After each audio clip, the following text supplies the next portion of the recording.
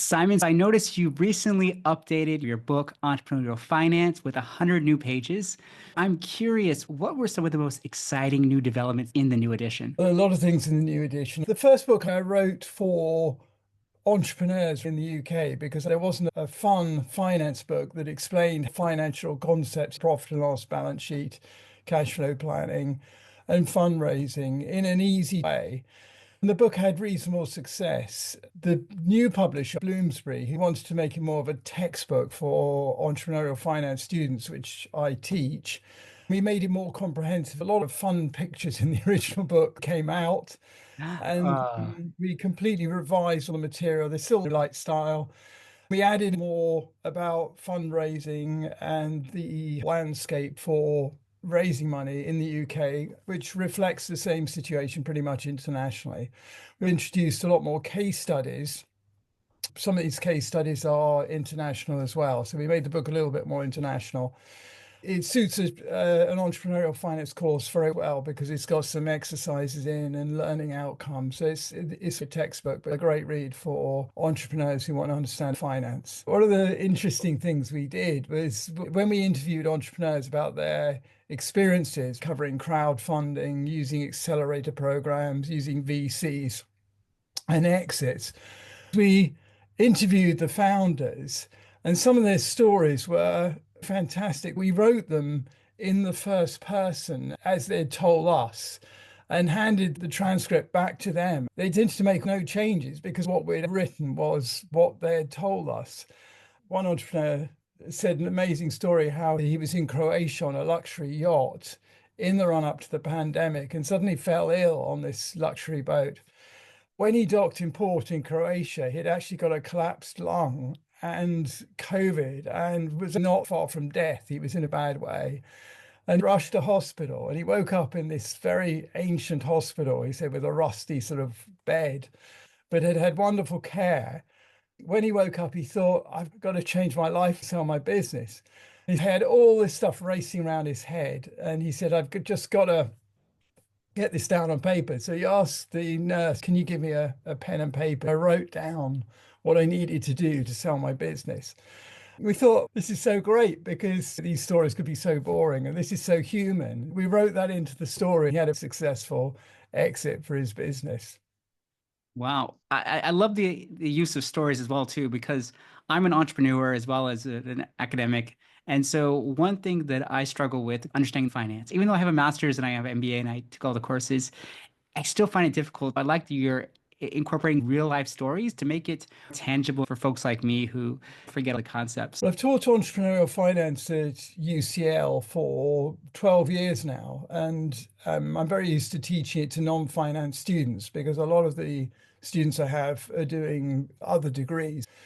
The secret is to start with simple concepts. If I buy a product for £5 and sell it for 10, I've made a £5 gross profit. And you start like that. And these concepts you just introduce step by step. And I like to think of it like keeping people on the bus. In writing the book, I was conscious some parts get quite technical. So I say to the reader as we get to that point, look, the next section is technical.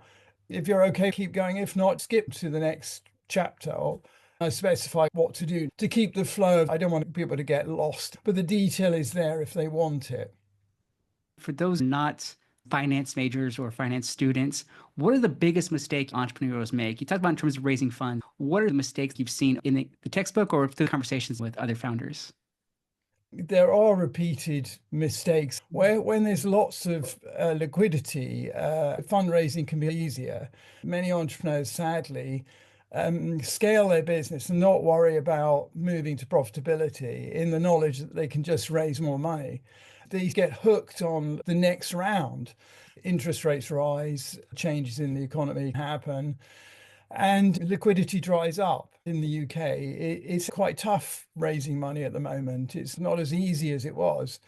If your business is already profitable or nearly profitable, you've been scaling and investing a lot, but fundamentally your business is profitable, it's easy to survive that. Just slow down expansion, focus on making money, move into profit, generate your own cash, and you can sit out the bit of shortage of funding.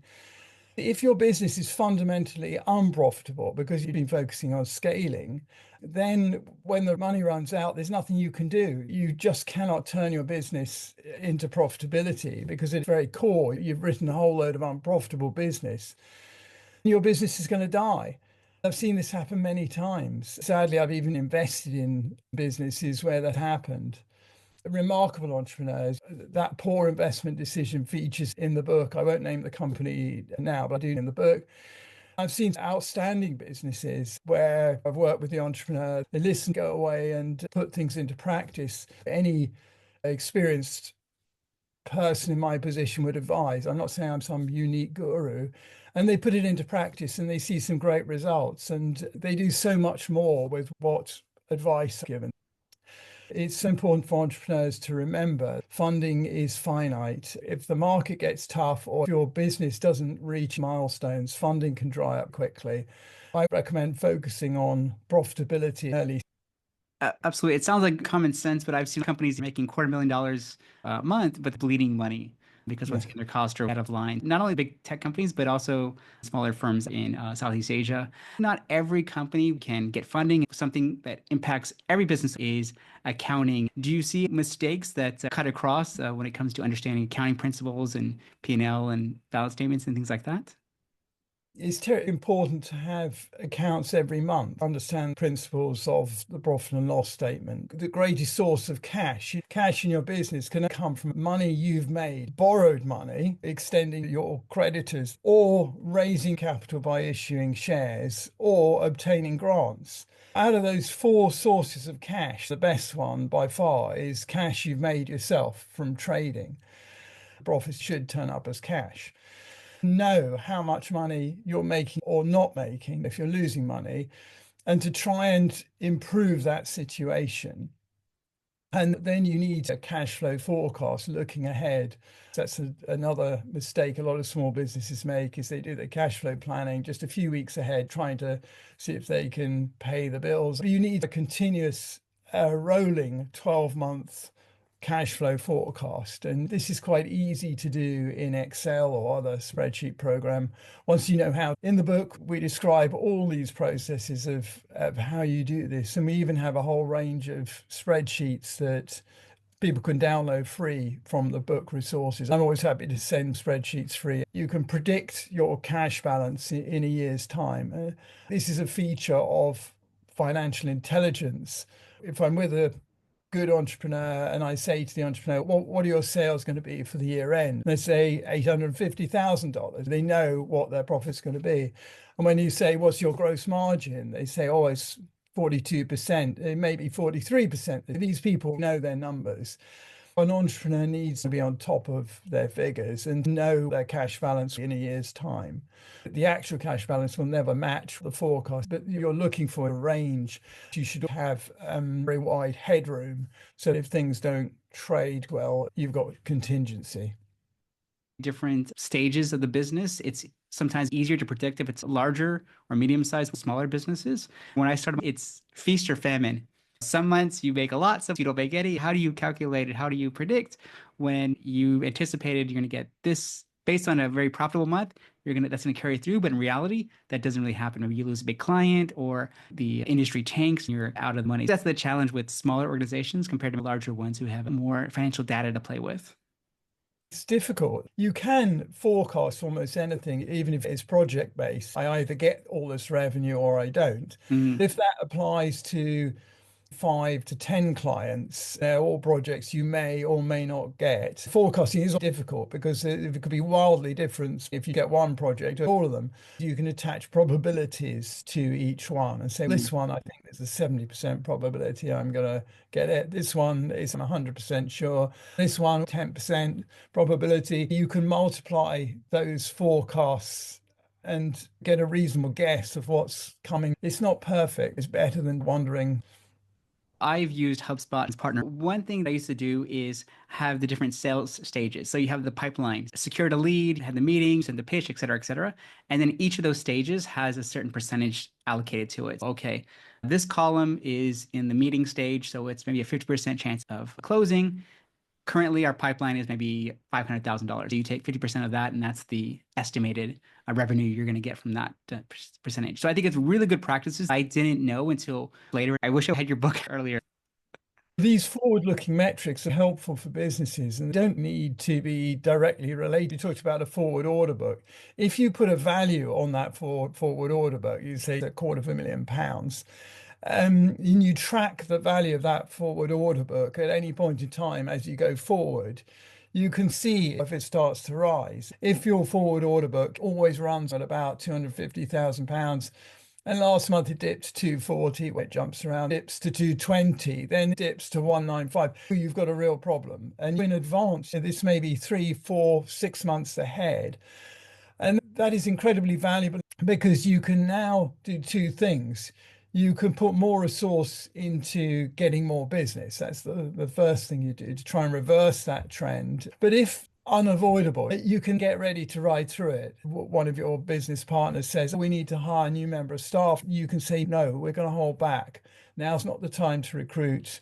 Get ready for the storm, sail through and come out stronger. It can work the other way. You see your forward order book rising strongly in the office. You're not any busier, but you can see you are going to be busy in 6 months' time. And that then you start saying to your business partner, we need to hire more staff. They say, we're fine at the moment. You can say, no, there's more coming. This sort of intelligence in business is fantastic. The other thing I would highlight, and I think the pandemic was absolutely profound in illustrating the importance of having a strong balance sheet. And a lot of entrepreneurs get an understanding of the profit and loss and cash flow, but leave the balance sheet as too complicated. It's a shame because the balance sheet is easier to understand than people realize. We explain in the book how to analyze it at a simple and detailed level if you want to. The pandemic was incredible. One company I know very well and features in the book is in the food services industry, and their sales didn't so much as fall during the pandemic, they disappeared. The industry shut down. The company went to almost zero sales. The company had a lot of cash in its balance sheet. It used the furlough scheme and it took a £250,000 loan from the government, interest free, which we didn't actually need, but thought we don't know how long this is going to last. We took the loan, now fully repaid, to get through the period. The management of that company were pretty exceptional, really. They controlled all their costs, they planned for the future, and they came through the other side. A lot of wholesalers they supplied started to rationalize their suppliers. I am a shareholder of this company. We were one of the largest suppliers and picked up a load more business coming out of the pandemic, and other competitors just disappeared. And so actually the company became stronger post-pandemic and is trading very well at the moment. And all because it survived the pandemic, whilst a lot of competitors didn't. And this comes back to if you've actually got good resources, you've got cash, you've got good management, you will sail through a bad period. And actually, when you come out the other side, a lot of your competitors won't have done, or they'll be very weakened. And that's what we've witnessed in this market. Absolutely. A great example, understanding the balance sheet and being able to weather the storm. You mentioned earlier you've been teaching this class for 12 years, did new research for the book. My last question is, what is the biggest learning or new thing that stood out to you with the new version? The interesting thing about the new book is the fundraising landscape. Founder stories were exceptional. The business of rapidly scaling businesses. We wrote a chapter called Blitz scaling, a term Reid Hoffman came up with for rapidly scaling companies. And we thought, let's do some analysis on this and try and explain to entrepreneurs what is the difference between a company that Blitz scales well and one that does it badly. We contrast this Amazon and WeWork. Amazon didn't make a profit for the first decade as a public company. It had a long journey into profitability. But Jeff Bezos, He's an outstanding businessman who is very strategic. So everything he was doing was laying the foundation for future profitability. Where he was losing money on products or services, it was in the knowledge that he would make money. It was a very strategic, thought out. And of course, he didn't get everything right, but no entrepreneur gets everything right. But what came was extraordinary. The profit growth of Amazon was stunning. It's one of the most valuable companies. Contrast that to WeWork, where Adam Newman uh, focused on vanity, creating this valuable tech company, as he described it, which was actually no more than a service office. He took on leases of buildings where he could never make money because he was paying so much. He wasn't looking at the business at the unit economic level, and used the enormous cash pile he raised to spend on lavish spending. He flew out all his staff to England for, I think he flew out something like 3 or 6 thousand staff to a party in England. He had a sauna in his office and spent money like crazy. He wasn't focused on unit economics, diversified into unrelated businesses. Also, there is a catalogue of mistakes he made. And we contrasted this in one of the final chapters of the book and really summed it all up as to what the key strategies of Blitz scale a business. Two key conclusions were: one is you should always have long-term profitability in mind. Every seed you sow should be with profitability in mind. You're not going to make money in the short run, but you will in the long run. Respect that the money your company has belongs to shareholders. As a manager, spend it wisely. It could be finite. If you don't meet milestones, you can scale a business really rapidly and you can make an incredible success of it. There are many examples of that. But equally, there's more that crash and burn. That's a shame and an effort and money. I love the contrast between Amazon, who planned strategically, didn't make much money in the beginning, but then was very profitable. We work on the opposite side, who maybe didn't spend the right way, I guess we could say that. And so you could see obviously where they are financially and as brands now. Simon, I appreciate you coming on today's episode, sharing more about your book, Entrepreneurial Finance, which everyone should pick up. Thank you so much again. Thank you, Joe. Lovely to talk to you. Share this with any founder who wants to understand finance better. Check out the book and see you on the next episode.